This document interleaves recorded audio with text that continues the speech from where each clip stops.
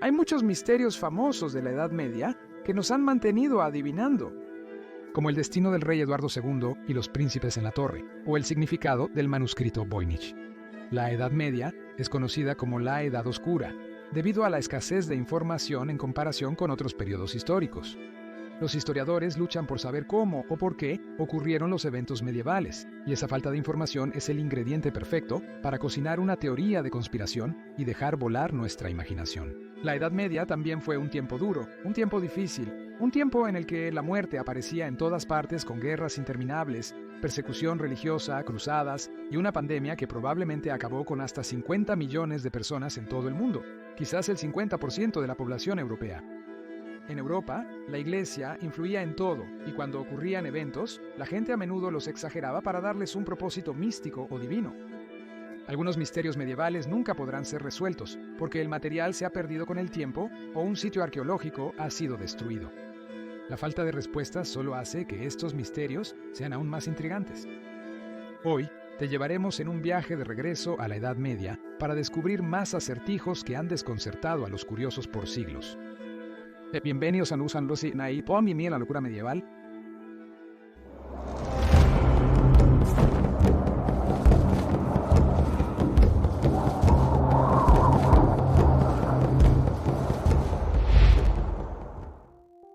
El libro perdido. Era el texto más extraordinario, supuestamente uno de los diarios de viaje más importantes que nunca hemos visto. Pero, ¿qué contenía la Inventio Fortunata? Se dice que fue escrito en el siglo XIV por un fraile franciscano de Oxford, Inglaterra. En la década de 1360, el fraile realizó unos 6 viajes al Atlántico Norte en nombre del rey Eduardo III. En su primer viaje, viajó hacia el norte y describió lo que encontró allí. Entró en el Círculo Polar Ártico, más allá de Islandia y Groenlandia, y puede que incluso haya llegado hasta Markland en la costa canadiense. Desafortunadamente, para cuando los exploradores buscaron la obra en los años 40, el Inventio había desaparecido. Entonces, ¿cómo sabemos que el libro incluso existió alguna vez? Se menciona en otros escritos. El Itinerarium, escrito por un viajero de Brabante de Den Bosch, actual Holanda, resumió el texto original. Su resumen fue la base para las regiones árticas en muchos mapas. Lamentablemente, el Itinerarium también desapareció, pero no antes de que el cartógrafo Gerald Mercator copiara parte del trabajo en una carta y la enviara a John Dee, el mago inglés y cortesano de la reina Elizabeth I. Dee perdió la carta, pero había copiado partes de ella en su cuaderno. También casi se pierde cuando fue dañado por un incendio. Las notas son una mezcla confusa de latín, inglés y holandés, y es difícil saber cuál era la esencia del texto original, y la Inventio Fortuana sigue siendo uno de los libros medievales perdidos más misteriosos. En 1956, se encontró una carta en un archivo español del comerciante inglés John Day al señor más magnífico y digno, el señor Gran Almirante, quien podemos suponer que es Cristóbal Colón. La carta, fechada en diciembre de 1497 o enero de 1498, dice en parte, cita, «El sirviente de su señoría me trajo su carta. No encuentro el libro Inventio Fortunata, y lamento mucho no encontrarlo, porque quería servirte mucho. Envío el otro libro de Marco Polo y una copia de La Tierra, hallada por John Cabot». Esto nos lleva ordenadamente al próximo misterio. ¿Qué le pasó a John Cabot? Cabot nació cerca de 1450 en Génova, Italia. Inspirado por los relatos de Marco Polo sobre las maravillosas ciudades chinas, Cabot decidió verlas por sí mismo, navegando hacia el oeste a través del Atlántico. Al igual que Colón, a Cabot le resultó difícil encontrar patrocinadores para su expedición, y habiendo fracasado en la Europa continental, llevó a su familia a Inglaterra para probar suerte. Tras los exitosos viajes de Colón a las Américas, cuando estaba seguro de haber llegado al lejano oriente en 1496, Cabot recibió el respaldo del rey Enrique VII para, cito, libre autoridad, facultad y poder para navegar a todas partes, regiones y costas del mar oriental, occidental y septentrional, bajo nuestras banderas, insignias y estandartes, con 5 barcos o navíos, y con tantos y con tales marineros y hombres como deseen llevar consigo. En los mencionados barcos para descubrir e investigar cualesquiera islas, países, regiones o provincias de paganos, e infieles en cualquier parte del mundo ubicados, que antes de este tiempo eran desconocidos para todos los cristianos. Todos creían que había especias, sedas, oro y joyas en Cathay, Ancapangu, China y Japón, y que haría de Inglaterra uno de los mayores centros comerciales del mundo para productos del este si Asia estaba donde Cabot pensaba que estaba.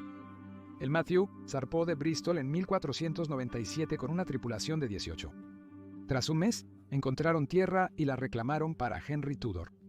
En realidad, era uno de los cabos del norte de Terranova, aunque Cabot fue recompensado con 10 libras por encontrar una nueva isla frente a la costa de China. En 1498, Henry envió a Cabot a viajar más al oeste con la esperanza de descubrir Japón. Esta vez había 5 barcos con 300 hombres. Lo que le sucedió a John Cabot después de esto aún es desconocido, aunque se registra que uno de su tripulación vivía en Londres en 1501. ¿Cabot murió en el mar? ¿Se estableció en América del Norte? ¿O regresó después de un viaje exitoso y murió en Inglaterra, como cree un historiador? El hijo de Cabot, Sebastián, también fue explorador. En 1528 navegó desde Sudamérica hasta España, repitiendo el viaje de Fernando de Magallanes alrededor del mundo. La tumba perdida. Genghis Khan unió las tribus mongoles para convertirse en uno de los líderes más temidos de la Edad Media. Estableció el estado interconectado más grande de la historia a través de una conquista brutal. En 1227, el Gran Khan murió. Mientras el ejército sofocaba una revuelta para mantener en secreto su muerte, los herederos de Khan masacraron a quienes vieron su cortejo fúnebre rumbo a Karakoram, la capital del imperio mongol. Khan tiene que ser enterrado sin ninguna marca. Una leyenda recontada por Marco Polo afirma que los 2000 esclavos que asistieron a sus funerales fueron masacrados por los soldados enviados para custodiarlos. Estos soldados fueron a su vez asesinados por otro grupo que masacró a cualquiera que cruzara su camino, solo como una forma de ocultar dónde fue enterrado Genghis Khan. Cuando llegaron al destino final, se quitaron la vida. Otras leyendas afirman que un río fue desviado sobre su cuerpo para hacerlo imposible de encontrar, o que se plantaron árboles sobre el sitio. Una crónica afirma que su ataúd estaba vacío cuando llegó a Mongolia, y otra que solo se enterraron su camisa, tienda y botas. Investigaciones recientes sugieren que la tumba de Genghis Khan está cerca de la montaña sagrada mongola Burkhan Khaldun, donde él rezaba al dios del cielo Tengri. A pesar de las expediciones para encontrar la tumba, algunas tan recientes como 2015, su ubicación aún sigue siendo desconocida. El califa perdido. Abu Ali al-Mansur nació en El Cairo en el año 375 del calendario musulmán, o 985 d.C., cuando más tarde se convirtió en imam califa del califato fatimí a los 11 años, fue el primer gobernante fatimí nacido en Egipto. Según el Journal of Near Eastern Studies, se observó que al-Hakim tenía un, cito, carácter excéntrico, las inconsistencias y cambios radicales en su conducta y políticas, la austeridad extrema de su vida personal, la venganza y la crueldad sanguinaria en su trato con los altos funcionarios de su gobierno, junto con una obsesión por suprimir todos los signos de corrupción e inmoralidad en la vida pública, su intento de aniquilación de los cristianos y el llamado a la destrucción sistemática de todos los lugares sagrados cristianos. En el Medio Oriente, culminando con la destrucción de la iglesia más sagrada del Santo Sepulcro en Jerusalén. Todo combinado para contrastar fuertemente su reinado con el de cualquiera de sus predecesores y sucesores, e incluso de cualquier gobernante musulmán. Tenía ideas extremas. En un momento prohibió a las mujeres salir de sus casas y ordenó a los zapateros que dejaran de hacer calzado para ellas. Prohibió el alcohol, el ajedrez e incluso algunos alimentos básicos egipcios. Pero al-Hakim también fundó la Casa del Conocimiento en El Cairo y fue un gran patrocinador de científicos y astrónomos. Según el historiador Paul Walker, el califa también era el supremo gobernante ideal, cuyas acciones eran justas y rectas, y cuyos seguidores permanecieron fervientemente leales a él hasta el final. Como nadie sabía qué versión de al-Hakim iban a ver, lo llamaban el califa loco. Su médico le diagnosticó melancolía, y si es cierto que padecía alguna forma de enfermedad mental, entonces esto podría explicar su imprevisibilidad. El 27º día del mes islámico de Shawwal, en el año 411 AH, o el lunes 13 de febrero de 1021, había comenzado como cualquier otro. El califa al-Hakim salió de su palacio con 2 palafreneros. Pasaron por las puertas del sur de El Cairo y se adentraron en las estribaciones, la meseta de Makatam al este y el río Nilo al oeste.